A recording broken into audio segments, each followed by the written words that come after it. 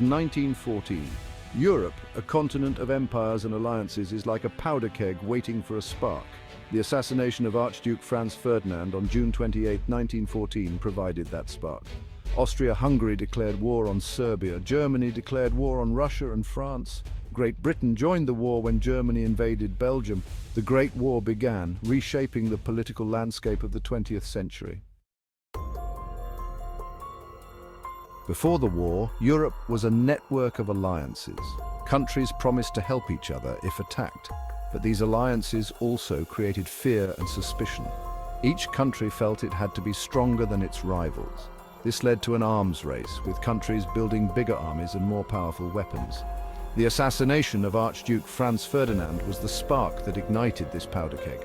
Austria-Hungary blamed Serbia and issued an ultimatum with harsh demands. Serbia agreed to most of the demands, but not all. This partial acceptance was not enough for Austria-Hungary, which declared war on Serbia on July 28, 1914. Austria-Hungary's declaration of war triggered a chain reaction. Russia, an ally of Serbia, began mobilizing its army. Germany, allied with Austria-Hungary, saw this as a threat. Germany declared war on Russia and then on France, Russia's ally. Germany's plan was to quickly defeat France and then turn its attention to Russia.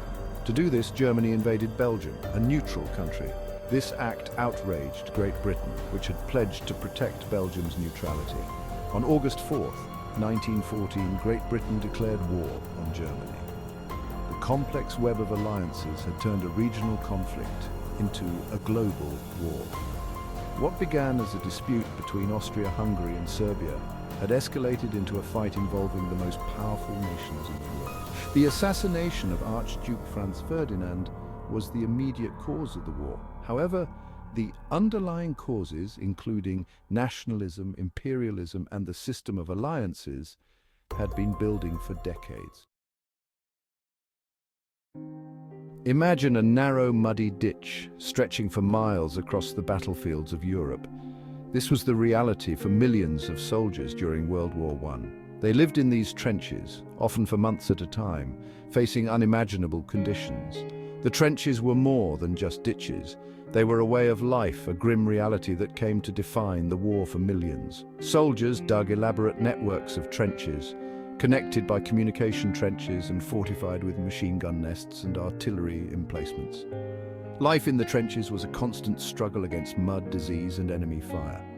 The trenches were often flooded, infested with rats, and plagued by lice. Diseases like trench foot, caused by prolonged exposure to dampness, were rampant. Soldiers endured these hardships with remarkable resilience. They formed strong bonds of camaraderie, finding solace in shared experiences and mutual support. The trenches became their homes, their battlefields, and for many, their final resting places. Despite the horrors of war, soldiers found ways to maintain their humanity. They wrote letters to loved ones, sang songs, and played games to pass the time and boost morale. These small acts of normalcy provided a much-needed respite from the constant fear and uncertainty of life on the front lines. The letters they wrote home offer a poignant glimpse into their experiences, filled with both the horrors they witnessed and the longing for home. One such soldier was a young British man named Wilfred Owen. Owen, a gifted poet, documented the horrors of trench warfare in vivid detail. His poems, such as Dulce et decorum est, exposed the brutality of war and challenged the romanticized notions of heroism that were prevalent at the time. Owen's words gave voice to a generation scarred by the horrors of war, capturing the physical and psychological toll it took on those who fought in the trenches. While the Western Front in Europe saw some of the war's fiercest fighting, the conflict was truly global. Battles raged in Africa, the Middle East, and Asia, involving people from colonies and empires far from the European heartland. In Africa, European colonial powers clashed for control of territories.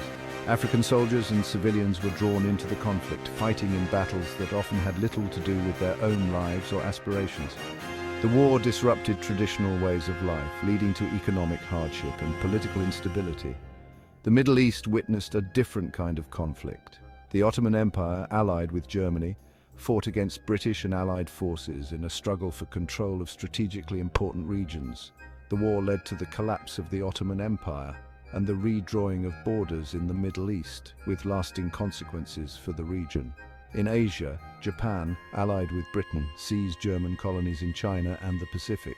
This expansion of Japanese influence would have significant implications for the future, contributing to tensions in the region leading up to World War II.